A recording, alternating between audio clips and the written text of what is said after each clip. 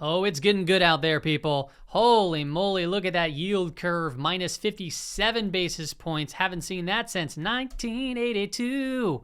And every single time that we get these type of inversions, you can see the gray shaded areas, a recession comes shortly thereafter. But apparently, we're talking that, hey, this time is different. There's not going to be a recession. Baloney. You're watching the Stock Market Brief Show. My name is Michael. So if you haven't done so already, make sure to hit that thumbs up. It's greatly appreciated. Subscribe to the channel if you haven't done so already. So today it started off all in the green, except for healthcare materials is how we close. Even the VIX was green today.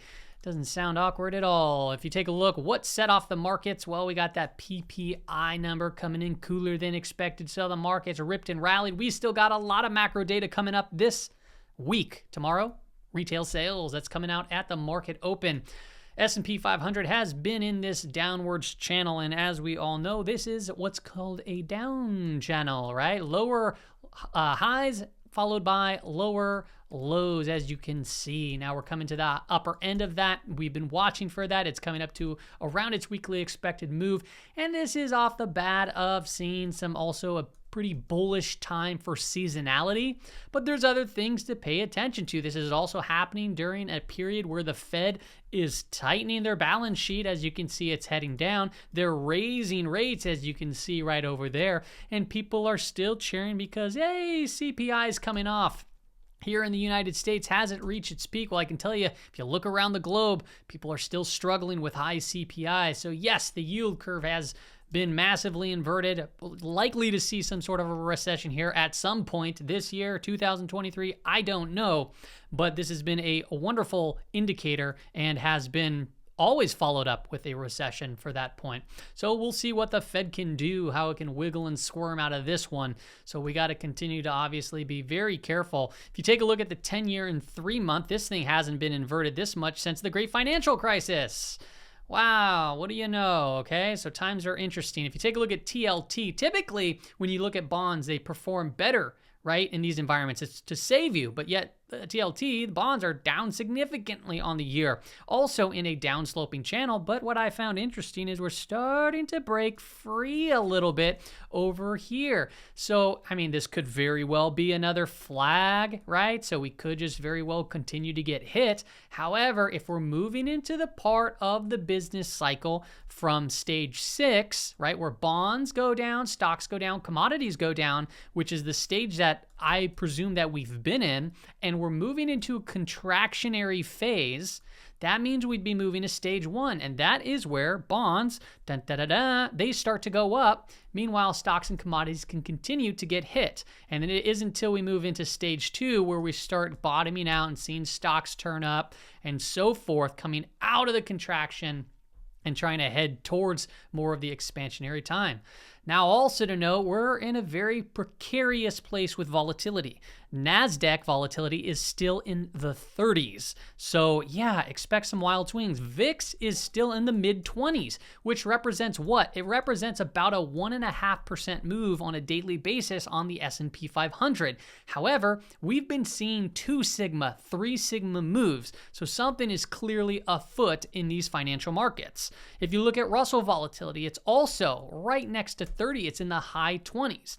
If we take a look at smart money versus dumb money, if you're new here and you're like, what the heck is that? Don't worry about it, okay? Smart money, smart money is bonds. That's the HYG, that's high yield, right? And then the dumb money is SPY. That's what I trade, okay? And I'm dumb money. Now, if you take a look here, I point out divergences that take place. You have lower highs followed by higher highs in the SPY. And then sometimes these divergences play out to the downside. And it gives us a heads up, right? It's telling us that smart money is diverging from this dumb money. And hey, we should be paying attention to the dumb money. The same thing happened here. As you can see, we had, a lower high, and then we had a higher high over here. Smart money was telling us something and it sold off. It works the same on the flip, right? So if you have a low and a higher low over here, this thing said, hey, we might be going higher, right? This one right over here, the SPY, the dumb money, had a lower low, and hey, this gave us that insight. Now, I'm pointing this out because we have a subtle divergence potentially building out here, something to watch, not 100%, but you can see we have matching highs right here. Okay, and then we have a higher high in smart money. So still HYG can break this easily because you can look at this like, hey, this could be potentially, you know, some sort of inverse head and shoulders, and this is the neckline, and we're going to break out and it's going to go fly to the moon. Okay, we'll keep that in the back pocket, but just note that HYG did not make another high while the SPY did. And if you just move this back a little bit, it's pretty flat overall, where the S&P 500 has been putting a pretty significant higher high right over there. Okay, now if we take a look at these BP charts, this lets you know when, hey, we should probably take our foot off the gas from the long side, at least from a swing trading perspective, because a lot of breakouts fail, right? So if you have price, you know, and you see this great price pattern that's all like, hey, we're moving up like this, and then it's like putting in, you know, it's looking really good. It looks like something like that. And then all of a sudden it breaks out, but yet we have, you know, our BP charts are overextended. You see a lot of times with volatility being high and overextensions, you get false breakouts and then they end up failing. So something to be aware of there. But BP, CO, and PQ, we are deeper into that overextended territory. Overextended can stay overextended for a long time. So be mindful of that, but it's there right now. BP NDX isn't quite there, but it looks like it can reach there anytime.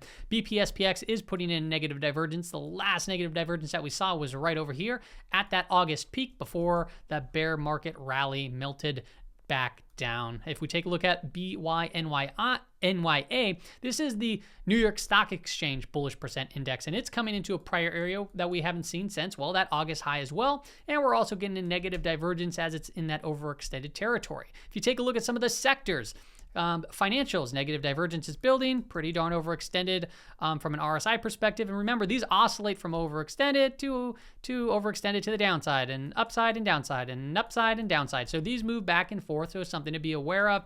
If you look at discretionary, this is also another big time sector. Moving into that overbought condition at 70.04, and it's getting pretty frothy over here too to the upside as well.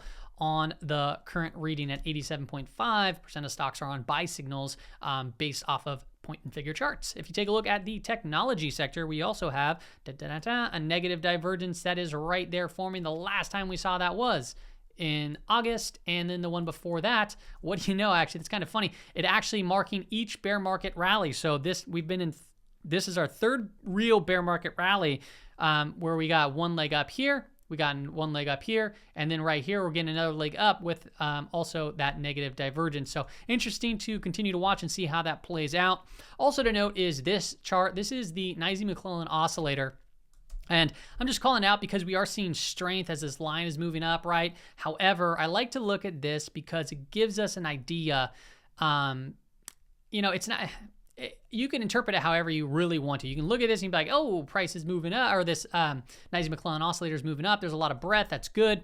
But you can also just look back through history in 2022 and notice every time that the price made a new high, but yet the McClellan oscillator was putting in a lower high above this 150 marker, it has played out to the downside. Okay, that's not me making it up. That's just me pointing it out on the chart. So what does that tell us? It tells us that when we get into the 150 to 100 range, it could be a little bit overextended. And then on top of that, if you have these lower highs being built out while you're getting higher highs in price action, it means the price is moving up higher, but the internals are potentially weakening, giving us some insight that, hey, this might not crash down like this, right? But it may be due for a pullback, a consolidation of some sorts, okay? Now let's take a look at the SPY on the 15-minute time frame. You can see here was the CPI day where we gapped up and we haven't really stopped since. And if you anchor in a VWAP to that, it's held its support there, it's held its support over in this area. And then today, we had some news come out about missiles launching into Poland, and there's a lot of kind of controversy. I don't really know too much about it. I couldn't find accurate data. I guess we'll probably be briefed on it eventually. But what you can see here is that the market fell right into that CPI, and then it started bouncing from those areas. I also, I shared this with the Patreon group, but if you actually anchor on to the time that the news dropped, so it was right here, I was watching that on a slower time frame chart, and it cracked, right? So the VWAP was like this, boom, like that. It was literally like this, where price came down, it U-turned, and then back tested it right over here and moved higher. So it's actually above the anchor VWAP from when that news was dropped. Now, overall, we're pretty much in the middle of this channel being the weekly expected moves, okay? So we're looking at 408 to the upside, 388 to the downside. If we start cracking through these lows over here and breaking the CPI anchored VWAP, that tells me that, hey, the average buyer since this point is going to be underwater, okay? Because we're using time and we're using volume and we're using price, okay? So that if it gets under there, watch out because that could set the stage to go hit that lower weekly expected move. As it stands right now, we're above it, okay? And if we stay above it, it opens the door for the possibility to tag this upper weekly expected move still, okay? Now, if we take a look over here, this is an indicator that I'm still kind of working on now, but I want to share it with you. It's basically measuring implied volatility against historic volatility. This is something that I learned from McClellan. Now, he uses 30-day put implied volatility and 30-day historic volatility. I don't have access to just put volatility, so my numbers are always going to be different. However, I thought the visualization was kind of nice to still be able to see. And what it is basically is showing me that I'm giving the S&P 500, so SPX. And you know, when you get these massive rate of changes with, you know, the line here, okay, which is the premium discount line, okay? So we're just looking at this steep decline over here. And when it turns red, that means there's a discount. Anything in the green is a premium, but you can see the rate of change at which this line is moving down into this lower level, okay? This tells you that, hey, we have a pretty deep discount taking place in the S&P 500. And during that time, you get this massive rip up in the S&P 500. And then you can see when it gets under these pretty extreme discounted levels and you see massive moves like this of rate of change, it's actually led to some pretty significant sell-offs here as well. And the reason why I'm showing you this as of right now, as I'm still kind of working through it, is because you can see that this was actually leg 1 of the bear market rally. This right here was actually leg 2, but we saw a nice big bear market rally over here. And now we're in like another bear market rally as it stands. But each of those times that I'm highlighting, you saw a massive, massive declining IV line getting into this discounted space. And when it started upticking up through it, we started to see this market sell off. So the market has been on a monster move. All right, we're starting to see deep implied discounts over here. And if this starts to pick back up, that could be an indication that the S&P 500 needs to consolidate, back off a little bit, or so forth. And if you take a look at the zones too, this is a couple of ones that I want to point out was just these two. You can see the range. I like to visualize where it stands within the zone itself. And you can see that the 10-year yield and the dollar are both green, which means that they're basically around their lower area, okay? So you can see as of right now, the downside is about minus 1.2. And then on the 10-year yield, it's minus 2.2. And then the upside you can see is significantly different. So it doesn't mean that this is a probable thing and it's going to actually take place, but it just gives you an idea as where it stands for risk management perspective. And as these are down, as we already know, when the dollar gets crushed, right? I don't have the dollar chart with me, but the dollar, by the way, actually, I'll just say it. The dollar put in a nice tail today. So if the dollar starts bouncing from these levels, it's going to cool off all this red on the screen most likely, because there's been a very strong correlation here with the dollar and other assets. So as you can see, as this has been getting green, other assets have been getting red, okay? The last one I want to close off with is this. So first and foremost, the S&P 500 is in a short-term bullish trend, meaning that on these shorter time frames, we have a series of higher lows and higher highs, okay? This could be looked at as a potential topping pattern where you have, let me get rid of that, a potential topping pattern where you have some, a head and shoulder pattern potentially, but we'd still need to crack through this neckline, which ends up being what? It ends up being by that anchored VWAP from the CPI number. But I want to point out here, this is the summation index. I'm still watching for these tick overs. And as you can see, yes, I like to pair it with a McClellan oscillator, which we already talked about. There's that negative divergence. This is still pointing straight up as of right now. So it's been working for me so far to take trades from the long side and enjoy kind of this run up. And then I build into, and those are intraday trades, and I build into various short positions. So the stronger that the market goes up, in my opinion, without consolidation, it just gets a little bit more of a warning sign.